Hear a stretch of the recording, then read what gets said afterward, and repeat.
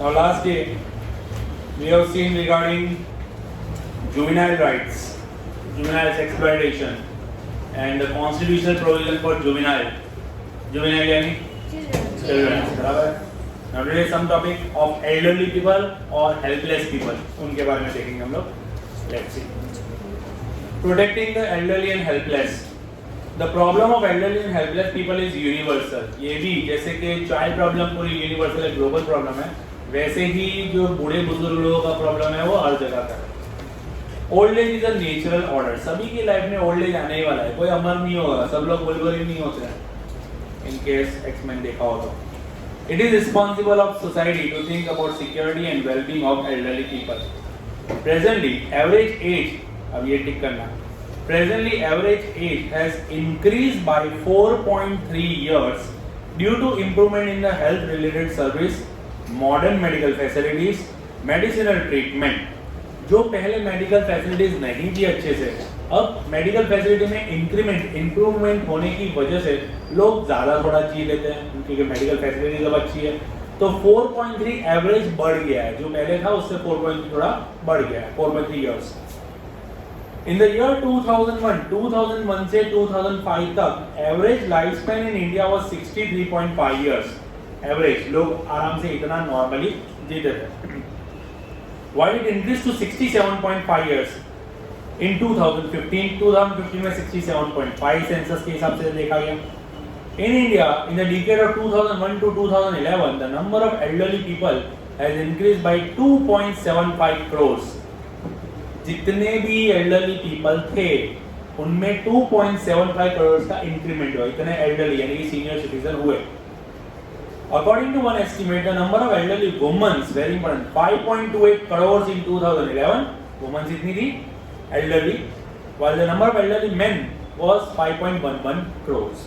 Females का ratio उस time पे ज़्यादा और मेल्स का कम था. किसमें? elderly लोगों में. The highest number of elderly people are in टिक करो Arunachal Pradesh. In Gujarat, the number of elderly people is approximately 35 lakhs. New text में भी यही है. केरला वही है ना, केरला है और लीस्ट में अरुणाचल है. ऐसा है ना? हाँ. तो भाई जिनके पास मेरे से ओल्ड टेक्स्ट हुआ, मैंने वही सोचा, अभी तो मैंने कहीं पे पढ़ा था अरुणाचल कहाँ से मैक्सिमम. केरला जो है दैट इज हाईएस्ट. कितना है उसमें? 490 दिया हुआ है. एंड अरुणाचल जो है सबसे लोवेस्ट एल्डरली पीपल वहां पे है. In Gujarat the number of elderly people is approximately 35 lakhs. बराबर है. टेक्स्ट बुक देखते हैं ना, मेरी ओल्ड एज शायद फिगर्स वगैरह में चेंज हो सकते हैं, तो जो भी हो चेंज मुझे बता देना. Because of increase in population of elderly people and increase in the average life span, social and physical problems are coming up. Obviously अब बड़े जो बुजुर्ग लोग हैं वो ज्यादा जी रहे हैं, तो प्रॉब्लम्स भी थोड़ी उनके लिए बढ़ जाती है. अब कौन कौन सी प्रॉब्लम आती है वो भी हम देखेंगे. Due to influence of the Western culture and urge to live in a nuclear family, nuclear यानी small family, हम दो हमारे दो बस. अब माँ बाप को ओल्ड एज में भेज देते हैं, अपने जिसको बोलते हैं वृद्धाश्रम बोलते हैं ना, वहाँ भेज देते. तो कोई कोई बच्चे ऐसे होते हैं. फिर जो जॉइंट फैमिली पहले हुआ करता था, अब जॉइंट फैमिली में रहना कोई पसंद नहीं करता है. अब सब लोग अलग अलग अपना घर ले लेते हैं, सब छोटे छोटे परिवार में रहना पसंद करते हैं. Children are forgetting ethical responsibility towards elderly people. उनकी जो रिस्पॉन्सिबिलिटी है बच्चों की कि बूढ़े जब होते हैं तभी उनको संभालना होता है, तभी उनको जरूरत होती है, तो बच्चे सब भूल जाते हैं. Values and cultures. Elderly people are compelled यानी forced to live in an old age home. वृद्धाश्रम में उनको मजबूरन जाना पड़ता है. Due to lack of sensitization. Sensitization यानी कि sensible thinking of the children. कि बच्चे अच्छे से माता पिता के लिए सोचते नहीं है. वो लोग सोचते हैं कि अब तो बोझा बन गया. क्योंकि देखो इन्फेंट या टॉडलर्स या चाइल्ड जो छोटे बच्चे होते हैं, बुढ़ापे में सेम एल्डरली पीपल वैसा ही बिहेव करते हैं, क्योंकि उनके सेंस ऑफ थिंकिंग, मैच्योरिटी ये सब जो होती है वो धीरे धीरे कम होने लगती है. तो बार बार कोई चीज़ बोलना, कंटिन्यूसली किसी को टोकते रहना, ये सब. तो बच्चे अभी अडल्ट हैं, बट माँ बाप जो वो बूढ़े हो चुके हैं, तो उनको भी इतना सेंस नहीं रहता है. तो माँ बाप की बातों से बच्चे इरिटेट होने लगते हैं. तो ऐसा सोचते हैं कि ये भी किसी काम के नहीं, ऐसा, और उनको वृद्धाश्रम भेज देते हैं. बट जबकि तभी सभी से ज़्यादा उनको ज़रूरत होती है. हमको केयर और रिस्पेक्ट उनको दिखाना चाहिए, उनकी देखभाल करनी चाहिए होती है. बट ऐसा जनरली होता नहीं अब. In order to attract attention of the people towards problem of elderly people, UN, very important, टिक कर लेना. UN has announced year 1999 as a International Elderly Year. International Elderly Year पूरी दुनिया भर में 1999 में International Elderly Year घोषित किया. Along with it, every year, very important, 1st October is celebrated as World Elderly People Day. पूरी दुनिया भर में at international level. तो 1st October day 1999 year मनाया गया. The following steps have been taken by government for the safe and security of elderly people. Very important, 2 marks. कि government ने क्या किया ताकि जो बूढ़े बुजुर्ग हैं, जो elderly people है, वो safe रहे. First, in 1999, the government evolved a national policy for senior citizens, according to which elderly people are given pension. एक फिक्स अमाउंट होता है, वो उनको मिलता है ताकि उनका जो बुढ़ापे की जो लाइफ है, किसी के ऊपर तो उनको डिपेंडेंट ना रहना पड़े. अब इतना भी पैसा नहीं मिलता है कि उनकी लाइफ एकदम ऐसे गुजरे, बट एटलीस्ट खाने पीने का हो जाए, इतनी पेंशन उनको मिल जाती है. Under various schemes for elderly people, they are given more interest on the amount deposited by them in post office or bank. अभी कहीं में करंट सिनेरियो अगर आपको बताऊं, पोस्ट का तो मुझे पता नहीं है, ज़्यादा ही मिलता है, बट सीनियर सिटीजन का बैंक में जब फिक्स डिपॉजिट करते हैं ना, तो नॉर्मल पीपल के लिए 5.14% है, जबकि सीनियर सिटीजन का 5.75% है. यानी उनको थोड़ा ज़्यादा अमाउंट मिलता है, उनकी फिक्स डिपॉजिट अमाउंट पे इंटरेस्ट मिलता है ज़्यादा. Male and female are given 30 to 50% discount और कंसेशन इन बस, रेलवे और एयर टिकट्स. तो 30 to 50% का डिस्काउंट भी मिलता है सीनियर सिटीजन का. State government has open old age home, वृद्धाश्रम खोला जाता है स्टेट गवर्नमेंट की तरफ से अलग अलग जगहों पे, with grand facilities in every district. In the city gardens have been developed for them. Gardens बनाए जाते हैं ताकि वो टहले. वो सब जैसा बाहर निकलेंगे ना और दो लोगों से इंटरेक्ट करेंगे ना, तो उनका माइंड जो डाइवर्टेड रहेगा, वो अपने आप को गुड फील करेंगे. वरना घर में ही पड़े रहेंगे ना, तो बहुत ज़्यादा उनका जो स्वभाव होता है, जो उनका नेचर होता है, वो एकदम कटकटिया टाइप का हो जाता है. तो वैसा नहीं होना चाहिए. अगर तुम्हारे घर में माता पिता है या तो फिर दादा दादी ऐसा कोई है, तो उनके साथ तुमको इंटरेक्शन भी करना चाहिए. उनको अगर एक ही जगह पढ़े तो पढ़े, उनसे बात करो, उनको टहलाने लेके जाओ, तो उनका मन जो है वो थोड़ा बहलता रहेगा. It tries to bring peace in their life through music, yoga, games और mental activity. तो गार्डन वगैरह में भी आपने देखा ही होगा, बहुत सारे सब एक्टिविटीज चलती रहती है, योगा चलते रहते हैं. तो ये सारी चीज़ों से उनको थोड़ा अच्छा लगता है. Government has implemented Parents and Senior Citizen Care and Welfare Related Law in 2007 to protect them from domestic violence, exploitation और abuse. ऐसा बहुत होता है. कुछ बच्चे जो होते हैं कंटाए जाते हैं, ऐसा कुछ है, तो अपने माँ बाप के साथ दुर्व्यवहार करते हैं, उनको मारते पीटते हैं माँ बाप को, सोचो. एंड उनको गाली गलौज करते हैं, उनके साथ रहना नहीं चाहते, झगड़े वगैरह करते हैं, ये सारी चीज़ें होती है. तो उसके रिलेटेड भी गवर्नमेंट ने लॉ निकाला हुआ है. Under this provision has been made to punish those children who harass them. जो बच्चे अपने पेरेंट्स को परेशान इस तरह से कर रहे हैं, और अगर पेरेंट्स कंप्लेन करें तो उनके बच्चों को पनिशमेंट हो सकती है. The responsibility of taking care of elderly people of their family and relatives. तो उनके फैमिली और रिलेटिव्स वाले की रिस्पॉन्सिबिलिटी. बूढ़े हो गए तो क्या है, जब तुम बच्चे थे तब तुम्हारे फादर मदर ने तुम्हारा ख्याल रखा ना, तो अब उनकी बारी है कि उनका कोई ख्याल रखने वाला चाहिए, तो वो बनते हो तुम लोग. They have the right to get maintenance from the children. Maintenance यानी कुछ amount of money, खाना पीना, हेल्थ सर्विसेज के दवाई वगैरह, जो उनके लाइफ को मेंटेन कर सके, ऐसी चीज़ों की उनकी जरूरत होती है, और वो पूरी करना बच्चों का काम है. Central government has implemented the program to honor senior citizen in return for their contribution. तो सीनियर सिटीजन ने जो अपनी लाइफ टाइम में किया होता है, उसके रिलेटेड खासकर गवर्नमेंट सर्विसेज में उनको किसी तरह के अवार्ड्स भी मिलते हैं. So that was regarding elderly. Now anti-social activity. Anti-social ऐसी एक्टिविटी जिससे समाज का नुकसान हो, समाज में उथल पुथल हो जाए और डिस्टर्बेंस क्रिएट हो, उसको बोलते हैं एंटी सोशल एक्टिविटीज. तो क्या क्या है, बहुत इंपॉर्टेंट टॉपिक है. 3 marks. Such an individual or a group activity or behavior which is against rules proposed by the laws in the society is called anti-social activity. अगर कल उठ के मैं चोरी करता हूँ कहीं पे, तो वो क्या सोशल वेलफेयर कर रहा हूँ? नहीं. तो ऐसी एक्टिविटीज को बोलते हैं एंटी सोशल एक्टिविटी. जो लॉ के अगेंस्ट जाए वो एंटी सोशल एक्टिविटी. तो डेफिनेशन है एंटी सोशल एक्टिविटी की, टिक कर लेने का. We often see some criminal or antisocial or restricted activity in the society like murder, theft, kidnapping, robbery, cheating, rape, immoral trading of girls and women. यानी लड़कियों को, औरतों को बेचा जाता है वो, ट्रिकरी यानी किसी के साथ चीटिंग करना ट्रिक करके, एंड साइबर क्राइम, वो साइबर का आई निकाल देना, साइबर क्राइम। साइबर क्राइम पता है ना, नेट बैंकिंग ऐसा कुछ पासवर्ड वगैरह लेते हैं, बहुत फेक कॉल्स भी आते हैं।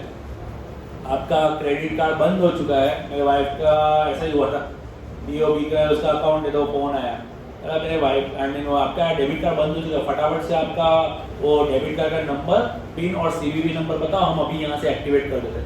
अगर ये 3 चीज़ तुमने बता दी ना तो गए तुम्हारे, जीरो बैलेंस हो जाएगा तुम्हारे अकाउंट में। तो कभी भी बैंक इस तरह की चीज़ें मांगती नहीं है, कभी भी नहीं।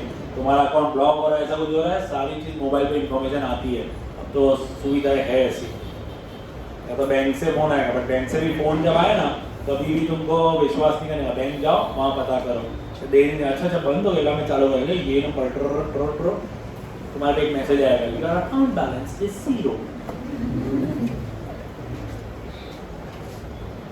which is known as blue collar job, sorry crime, blue collar crime है। ब्लू कॉलर यानी कि जो इस तरह की चोरी चकारी सब होता है उसको ब्लू कॉलर क्राइम बोला जाता है। तो पूछते हैं, आपको डेफिनेशन भी पूछ सकते हैं या तो इसका दोस्तों एग्जांपल्स भी पूछ सकते हैं। On the other side very important, white collar crimes. White collar crimes किसको बोलते हैं? जैसे दिन दहाड़े are prevalent in society like bribery यानी किसी को रिश्वत देना, करप्शन, टैक्स इवेजन टैक्स ना भरना, टैक्स की चोरी, होर्डिंग पता ही है चीज़ों को छुपा देना, अडल्ट्रेशन मिक्सिंग करना, लैंड एनक्रोचमेंट जो ज़मीन इलीगल तौर से हथिया लेना, एंड ब्लैक मार्केटिंग तो कोई चीज़ें ब्लैक में बेचना। ये सारे एग्जांपल्स जो हैं वो व्हाइट कॉलर क्राइम्स में आते हैं। तो एग्जांपल दोनों का पूछ सकते हैं, डेफिनेशन दोनों की पूछ सकते हैं। Corruption is a global problem, दुनिया भर में। According to definition given by the World Bank, किसने ये डेफिनेशन दी? वर्ल्ड बैंक ने। क्या है? वेरी इंपॉर्टेंट, अगर ये डेफिनेशन नहीं पूछी एग्जाम में तो पेपर फाड़ देने का भाई का। Corruption means the misuse of public position for personal benefit. Public position की पर्सनल बेनिफिट के लिए अगर वो पोजीशन का मिसयूज कर रहे हो, जैसे मैं गवर्नमेंट ऑफिस में हूँ, तुमको कोई कागजात पे साइन चाहिए आगे पास करने के लिए, तो तुम आओगे मेरे पास, सर ये मेरा डॉक्यूमेंट। आपके सारे डॉक्यूमेंट भी जनरली क्लियर होते हैं, और अगर वो करप्ट ऑफिसर है तो फाइल बंद कर देगा ना, ये अभी पास नहीं होगा, ये कल आओ ना परसों धक्के खिलाएगा, और जनरली ब्राइब लेगा वो 100 रुपये 200 रुपये 500 रुपये, आज का भाव कैसा मेरे को पता नहीं, तो तुमको फाइल में पैसे रखने पड़ेंगे, ऐसा कुछ सेटिंग होता है उनका, भाई वहाँ पे वो दे देना पैसा, मैं साइन कर दूंगा, ऐसा बहुत होता है। गवर्नमेंट ऑफिस में ऐसा जब होता है ना तो इसको करप्शन बोलते हैं, जनरली गवर्नमेंट ऑफिस में ऐसा होता है। So corruption in our country and foreign country, अपनी कंट्री और फॉरेन कंट्री में क्या डिफरेंस है या करप्शन किस तरह का होता है, तो उसके बारे में 2 marks. Conduct of corruption is seen in diverse form, अलग अलग variety of the forms are there in which corruption देखा जाता है। It is in the form of giving और taking money, gifts and presents in the form of costly ornaments और things, और foreign trips, partial behaviour यानी सगे वाले को फेवर कर दिया और जो बाहर वाला है उसको फेवर नहीं किया, पार्शियल बिहेवियर इसको बोलते हैं। इन्फ्लुएंसिंग डिसीजन, ऐसा डिसीजन जो किसी के फेवर में जाता हो, दूसरी पार्टी के अपोज में जाता हो। फेवरिंग रिलेटिव्स एंड फ्रेंड्स, क्या है?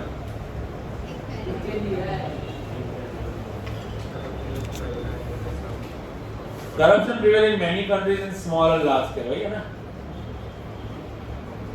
हर एक कंट्री में थोड़ा बहुत करप्शन देखा जाता है। सबसे लीस्ट करप्टेड कंट्री जो है वो सिंगापुर है, सबसे least. Corruption is adverse effect on economy and society which are as follows. तो क्या क्या करप्शन के बिहेवियर्स और किस तरह का करप्शन बोला जाता है? First, because of corrupt behaviour there is a degradation in the moral value in society policy regulation. सबसे पहले तो मोरल वैल्यू, एथिक्स जो होते हैं, जो हमारी नीति जिसको बोलते हैं, तो उसमें डिग्रेडेशन होता है। करप्ट अगर होंगे या हम करप्ट होंगे या सामने किसी को पैसा देते हैं तो वो भी अपने करप्शन का पार्ट है, तो ऐसा नहीं होना चाहिए। Problems of black money originate in economy. Black money, जो पैसा टैक्स में नहीं बताते, अकाउंट्स बुक में नहीं बताते, और जो पैसा अपने साइड पे रखते हैं, इस चीज को ब्लैक मनी बोलते हैं। ब्लैक मनी काला नहीं होता है, काला धन इसको बोलते हैं कि जिस पैसे पे टैक्स नहीं भरा जाता है उसको ब्लैक मनी बोलते हैं। Which is hindrance in the development of the country. Trust of the people on laws of state, judicial process, government and administration system dealings honest people experience more frustration and disappointment, ऐसा बहुत देखा। वो अपरिचित picture देखा है क्या? देखा क्या तुम लोग ने?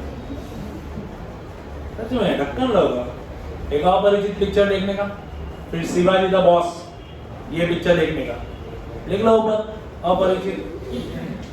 नहीं नहीं मैं बोल रहा हूँ ना, खुद एंटरटेनमेंट दे रहा हूँ। अपरिचित और दूसरा शिवाजी द बॉस, रजनीकांत का है।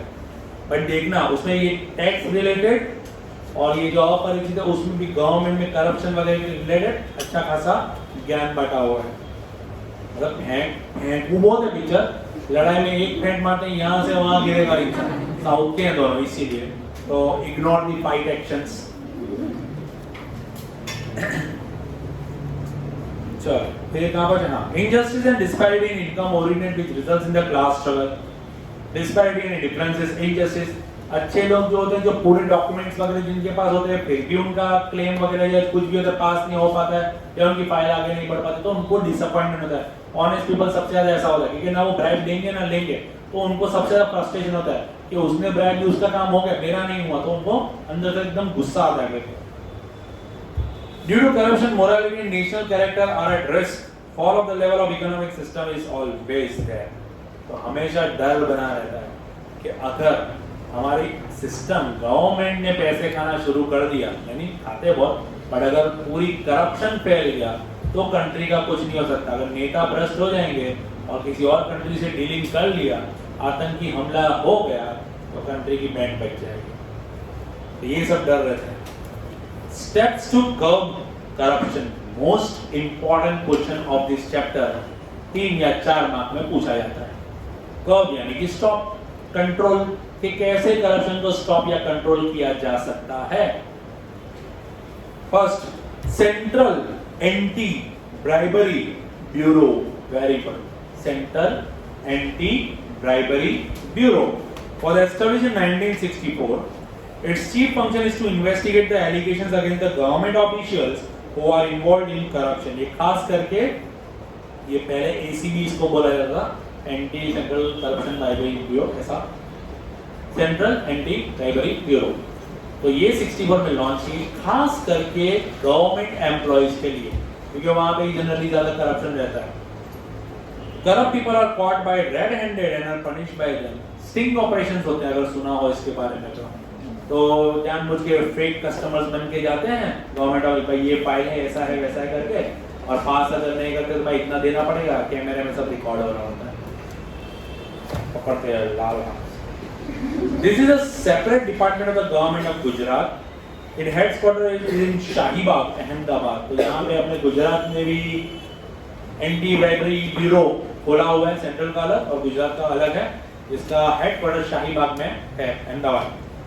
If common people have any corruption related problem, they may call the helpline toll free number 1800-234-4444। तो ये टोल फ्री नंबर है, शायद ही कभी लगे, लगता है, मैंने ट्राई नहीं किया। Second point, to stop corruption, Indian government formulated very important Anti-Corruption Act 1988, corruption को स्टॉप करने के लिए। Objective is this to provide clean public life and to stop misuse of position और power। अगर गवर्नमेंट ऑफिस में कोई किसी तरह का ब्राइब देता हुआ या तो किसी भी तरह का फॉर्म्स ऑफ गिफ्ट या ऐसा कुछ लेता हुआ पकड़ा जाए, तो या अगर तुमको ऐसा दिखे तो तुम लोग इस एक्ट के अकॉर्डिंगली उसके ऊपर केस फाइल कर सकते हो।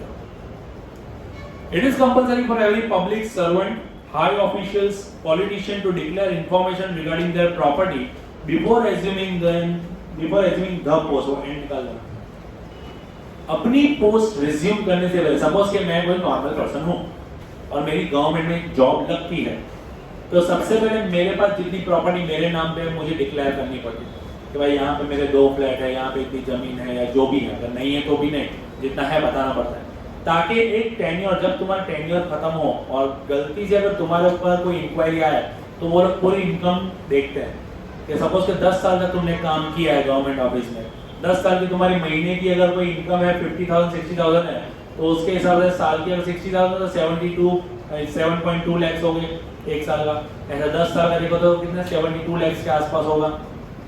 तो तुम्हारी इनकम प्रॉपर्टी वाइज इतना आसपास होना चाहिए। अगर पकड़ा है तो इतनी तुम्हारी इनकम थी एक्सपेंसेस को छोड़ के, एक्सपेंसेस में तो होगा ना उसमें से, तो 72 लाख थी, उसमें चलो खर्चा हो के 25-30 लाख रुपए खर्चा होगा, 50 लाख तुम्हारे पास कैश सपोज है, और अगर उसकी प्रॉपर्टी में 2, 4, 5 करोड़ निकलते हैं तो वो कहाँ से आए? ऐसा होता है ना बहुत बार। तो ऐसी चीजों को करप्शन बोलते हैं। दूसरा एक और पिक्चर है नायक, देखो वो भी देख लेना, देखा है ना, बस तो वो अमरीश पुरी की इनकम बोलता है ना कि आपका फैमिली बैकग्राउंड क्या था, तो बोला हमारा बहुत गरीब परिवार था, खेती बाड़ी करते थे, तो बोलते 500 करोड़ की प्रॉपर्टी कहाँ से आई? सीएम की 500 करोड़ की प्रॉपर्टी हद हो गई। चलो, if the property of the person increase more than his appropriate income during his working tenure, he is considered to be an offence and punishment may be announced for him. In such cases, government confiscates, यानी कि takes away such property. जो property illegal है, ये लोग भी कोई ये नहीं होते हैं। एक तो सभी गवर्नमेंट ऑफिसर भाई भाई होते हैं, अनलेस एंड अनटिल कोई एकदम क्लीन ऑफिसर है तो, खासकर ये एंटी करप्शन ब्यूरो में तो ऐसा होता है। Right to Information 2005 and Citizens Charter have been issued with the help to which government employees have to promise to complete administrative work in stipulated time period. Stipulated in जो time दिया होता है उसके अकॉर्डिंग। अब तो जो builders वगैरह जो बिल्डिंग्स बना रहे हैं ना, तो रेरा अप्रूव्ड इसको बोलते हैं। रेरा का मतलब यहाँ पे ऐसा है कि सपोज कि बिल्डिंग में बना रहा हूँ, ये बिल्डिंग का जैसे मैंने गवर्नमेंट में मतलब बताया है, सब इंफॉर्मेशन देनी पड़ती है कि ये बिल्डिंग मेरी 2022 तक कंप्लीट हो जाएगी, उसके बाद मैं पोजीशन दे सकता हूँ। तो 2022 तक जो भी उसने टाइम बताया, अगर नहीं कंप्लीट होती है और जिस फ्लैट ओनर्स ने फ्लैट खरीदा है तो वो लोग भी कंप्लेंट कर सकते हैं कि भाई इस टाइम पे इतना कंप्लीट हो जाने की बात हुई थी, तो रिटर्न डॉक्यूमेंट भी होता ही है, बट अभी तक हुआ नहीं है, तो उसके खिलाफ केस होगा और अपने को कॉम्पेंसेशन मिल सकता है। By eliminating delay in the own working area and the work under their power and to make the administration transparent and simple. तो right to information citizen charter बहुत ही अच्छी सिस्टम है। सपोज कि तुम लोग सिटीजन हो, मैं गवर्नमेंट एम्प्लॉय हूँ, मैंने सपोज कि कोई ब्रिज बनाने का कॉन्ट्रैक्ट लिया हुआ है सपोज है, तो वो ब्रिज सपोज कि 2021 के आज 15 चल रहा है, दिसंबर चल रहा है, दिसंबर एंड तक कंप्लीट हो जाना चाहिए, तो नहीं हुआ है, अभी बहुत काम बाकी, तुमको पता है दिसंबर तक कंप्लीट नहीं होगा, तो यू कैन आस्क, एक लेटर लिखना होता है, एक नॉमिनल 20 रुपए का फॉर्म भरना होता है, ऐसा प्रोसीजर होती है, और तुम क्वेश्चन कर सकते हो उसको, द राइट टू इन्फॉर्मेशन, कब तक कंप्लीट होगा, क्यों अभी तक कंप्लीट नहीं हुआ है, रीजन क्या है, वगैरह वगैरह। मुझे 30 डेज के अंदर अंदर तुमको रिप्लाई करना होगा, अगर मैं नहीं करूँगा तो मेरे ऊपर वाले तक ये बात जाएगी, वो भी नहीं करेगा तो उसके ऊपर वाले तक बात जाएगी, और केस जो है वो चलेगा इस तरह से। और अगर तुमको मेंटल डिप्रेशन या ऐसा हो जाता है इस केस में, अगर तुम लोग पूछ रहे हो, तुमको सही जवाब नहीं मिलता, तुम लोग कॉम्पेंसेशन क्लेम भी कर सकते हैं, तुमको बदले में मुआवजा मिलता है। Recently, central government enacted very important Black Money Act 2005, in which corruption is regarded as a crime. Corruption एक crime है. Other than this, changes has been made in FEMA, very important, Foreign Exchange Management Act, FEMA. Money Laundering Act. Money laundering पता है, शिवाजी का boss देख लेने का, लिखा है ना लिस्ट में शिवाजी का बॉस। मनी लॉन्ड्रिंग का मतलब ऐसा होता है, सपोज के मेरा काला धन है जो मैंने इनकम टैक्स में बताया नहीं है, सपोज के 20 लाख रुपए है, अब वो 20 लाख मैं गवर्नमेंट में शो करता तो उसका 33% के हिसाब से मुझे राउंड अबाउट समथिंग 3-4 लाख जैसा कुछ पे करना पड़ता गवर्नमेंट में, व्हाटएवर, तो मुझे वो पे नहीं करना है, तो मैं वो 20 लाख रुपए मेरी इनकम में बताऊंगा, और वो 20 लाख का मैं कोई प्लॉट वगैरह खरीद लूँगा, जो भी कहीं भी मुझे खर्चा करना है, कोई गाड़ी वगैरह खरीद लूँगा, ऐसा कुछ करूँ, और वो मेरे नाम पे नहीं लूँगा, मेरे बीवी के या मेरे घर में कोई दूसरा हो उसके नाम पे खरीदूँगा, ताकि मेरे पे कभी भी कोई इंक्वायरी नहीं है ऐसा। तो वो पैसा जो छुपाया जाता है, उससे कोई चीज़ें ले ली जाती है फालतू की, तो इस चीज़ को ब्लैक मार्केटिंग बोलेंगे या ब्लैक मनी का इन्वेस्टमेंट बोलेंगे।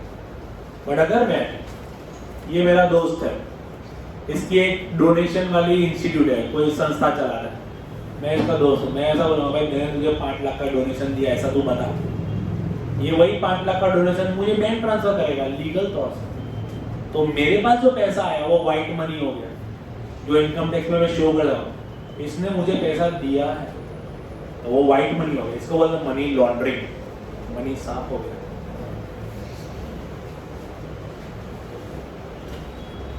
Money laundering act as well as in the section 132 of custom act. तो FEMA, black money laundering act and custom act of 132, इन सब में चेंजेस आए। Efforts have been made to curb corruption and find black money by appointing Lokpal and Lokyukt in each state। ये एक तरह की inquiry commission है जो पर्टिकुलर पर्संस के ऊपर लगाई जाती है या ग्रुप ऑफ इंडस्ट्रीज वगैरह पे लगाई जाती है और पूरा चेकिंग होता है कि कितना कमाया, कितना गवाया और कितना बचा। जो बचा वो black money. Fifth, Gujarat vigilance commission Gandhinagar में has undertaken department investigation for the corruption and misuse of power by government officials। तो गुजरात विजिलेंस कमीशन जो है, जो गांधीनगर में जिसका हेडक्वार्टर है, तो इन्होंने भी करप्ट ऑफिसर्स के अगेंस्ट में पूरा इन्वेस्टिगेशन का ठेका लिया। तो 5 पॉइंट है तुम्हारे स्टॉप टू करप्शन के लिए, 3 मार्क्स में पूछा जाता है ये। Now right to information act 2005, 2 marks, very important. सूचना का अधिकार, राइट टू इंफॉर्मेशन, बाजू में देख लेना डायग्राम के साथ। On 15 June 2005, central government has enacted Right to Information Act. It has applied to all the state of India except Jammu and Kashmir। Jammu and Kashmir ये उस टाइम पे, अब जम्मू एंड कश्मीर में लद्दाख ऐसा है, वहां पे तुम जाके खड़े होकर इंक्वायरी नहीं कर सकते भाई क्यों यहाँ पुलिस क्यों है, यहाँ पे क्यों बंद है वहां से तुम इंक्वायरी नहीं कर सकते। वहां का सिचुएशन थोड़ा अलग है, इसीलिए This act is not applicable to secret service of the society। कहाँ पे ये जो रूल है वो अप्लाई नहीं होता। सीक्रेट सर्विस, देश की सुरक्षा जो होती है उसमें, institution dealing security and safety, जैसे मिसाइल्स वगैरह ऐसा कुछ है। अब अपने गवर्नमेंट को सवाल नहीं कर सकते क्यों भाई 50 करोड़ का तुमने मिसाइल खरीदा क्यों, ऐसा सब सवाल अपने नहीं कर सकते क्योंकि देश की सिक्योरिटी उसमें आती है ना, तो गवर्नमेंट जो डिसीजन लेगी वो तो अपने को मानना पड़ेगा। Institution promoting unity and integrity and the foreign ambassadors officer। foreign ambassadors office यानी कि एम्बेसडर वो लोग होते हैं, सपोज कि मैं इंडिया का हूँ और मैं दूसरी कंट्री में लीगल तौर पे अगर वहाँ पे किसी तरह का वॉर भी चल रहा हो ना, तो भी मैं उस कंट्री में जा सकता हूँ इफ वहाँ सामने वाले मुझे परमिट करते हैं तो मैं वहाँ लीगल इंडिया की तरफ से जा रहा हूँ, तो इसको एम्बेसडर्स बोला जाता है।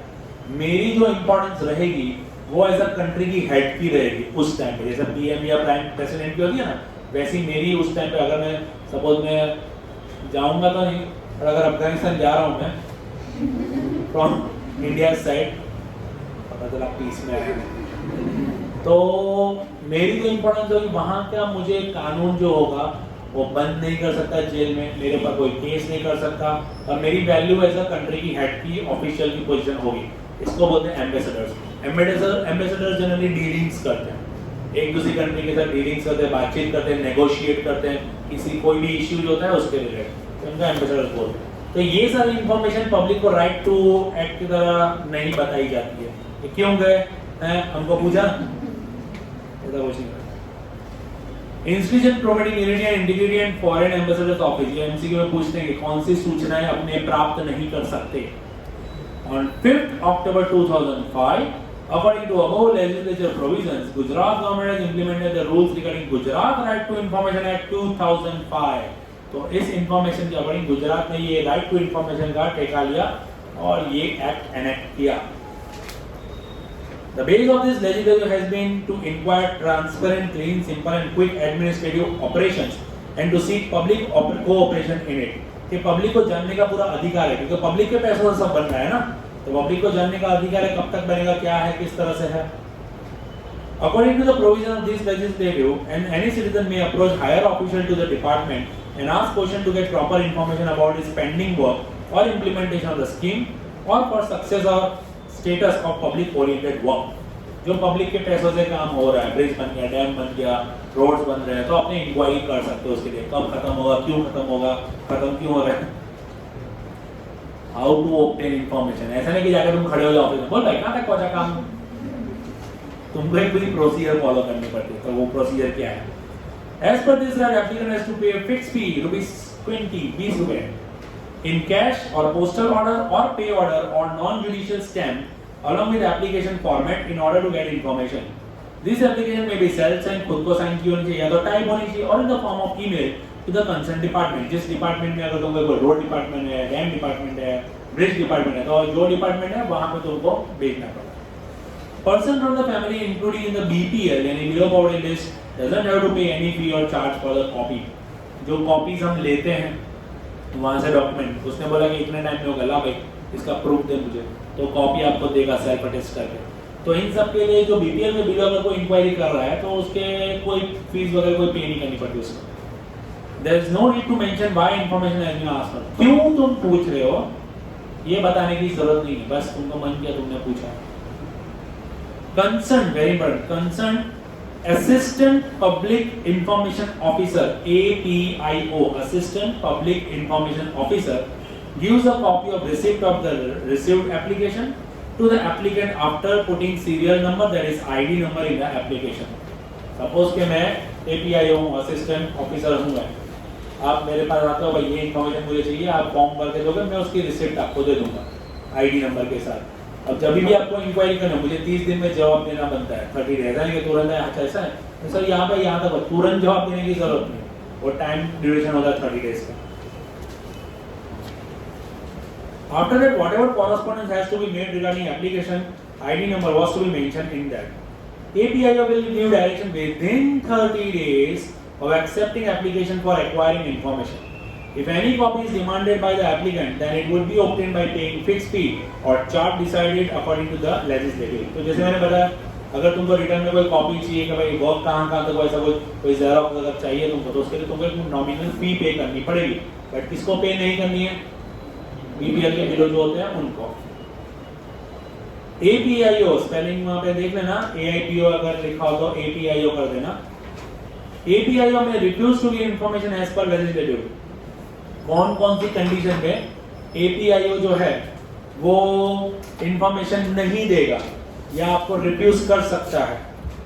First, if the information regarding affects the sovereignty of the country और influence national interest and security or is related to secret issue or lead to the contempt of the court or in connection with scientific secrets or promote crime, then इन सारे reasons जिसमें देश की security हो या तो फिर किसी तरह का सीक्रेट हो या तो किसी तरह के ऑफिस की इंक्वायरी हो या तो किसी तरह का ऐसा एक्सपेंडिचर हो जिसके ऊपर खर्च किया गया, ऐसी इंफॉर्मेशन तुम एक्वायर कर सकते नहीं हो, या तो वो रिफ्यूज कर देगा भाई ये इंफॉर्मेशन हम नहीं दे सकते। प्रोविजन फॉर अपील के क्या क्या करना पड़ सकता है। If the concerned department does not extract the information within 30 days or refuse to give information, then offended applicant यानी जिसने कंप्लेंट की है वो may appeal to public information officer, उससे ऊपर का सिस्टम के ऊपर का जो होता है पब्लिक इंफॉर्मेशन ऑफिसर PIO, उसको कंप्लेंट कर सकता है विदिन 30 डेज ऑफ रिजेक्शन। मैं असिस्टेंट हूँ, 30 दिन में मैंने जॉब नहीं दिया तो तुम किसी और मेरा जो हेड है उसको आप कंप्लेंट कर सकते हो। For this applicant doesn't have the stipulated यानी necessary to pay any fee, किसी तरह की फी उसको भरनी नहीं, ऑलरेडी 20 रुपया भर चुका है ना वो। If within the stipulated time period the decision of the first appeal does not come or applicant is refused to be given required information, the offended applicant may make an appeal to state chief information officer within 90 days। 90 दिन के भीतर अगर APIO ने information नहीं दी ऊपर PIO ने भी information नहीं दी तो स्टेट चीफ इंफॉर्मेशन यानी हर एक स्टेट पे एक मेन ऑफिसर होता है, उसको आप जाके कांटेक्ट कर सकते हो 90 डेज के अंदर। प्रोविजन फॉर फाइन, कि अगर किसी तरह का डिले होता है काम में तो कितना या किस तरह से फाइन पे करना होता है। If any information officer refuses to give information without giving reasonable grounds or hides information with ill intention, यानी जानबूझ के वो इंफॉर्मेशन नहीं देगा और intentionally gives improper और incorrect, जानबूझ के गलत इंफॉर्मेशन बताता है, misleading information or destroy information, the concerned information officer is fined fixed charges per day for delay in providing information। 90 दिन 30 दिन जो भी दिन की यहाँ ड्यूरेशन बताइए, अगर उसके ऊपर दिन जाते हैं और वो इन्फॉर्मेशन डिले करता है तो पर डे के हिसाब से कुछ फाइन नक्की होता है, 100 रुपए 200 रुपए 50 रुपए 20 रुपए। तो सपोज कि उसने 30 दिन डिले किया और 50 रुपए का है तो 150 रुपया उसको 1500 रुपए 1500 रुपए का उसको फाइन भरना पड़ेगा।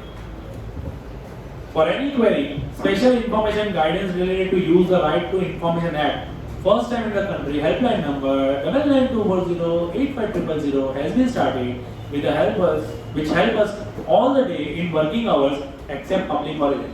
वर्किंग आवर्स यानी कि सुबह के 10 से लेकर शाम को 8 बजे या 6 बजे तक का होता है, और पब्लिक हॉलीडेज को छोड़ के आप इंक्वायरी फोन पे भी कर सकते हो, जब भी फोन करोगे एंगेज ही आएगा. In addition to this, civil rights letter has been declared, due to which a deadline is fixed for the solution in the concerned officer, with the help of which status of the application may be inquired. Civil right letter, letter होता है जिसमें हमारे क्या rights हैं वो declare किए गए हैं, हम क्या क्या पूछ सकते हैं, कितने टाइम ड्यूरेशन में पूछ सकते हैं, कौन कौन सी इंफॉर्मेशन पूछ सकते हैं, सब उसमें होता है.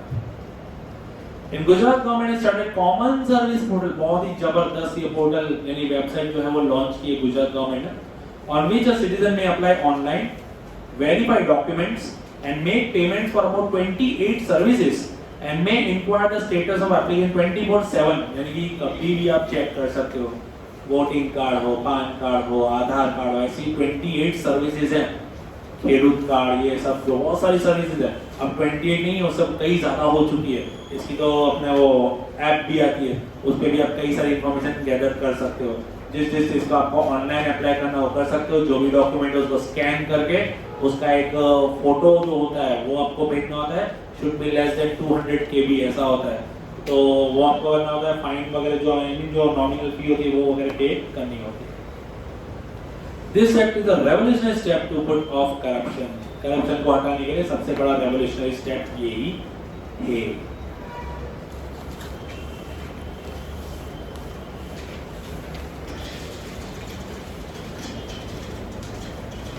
वो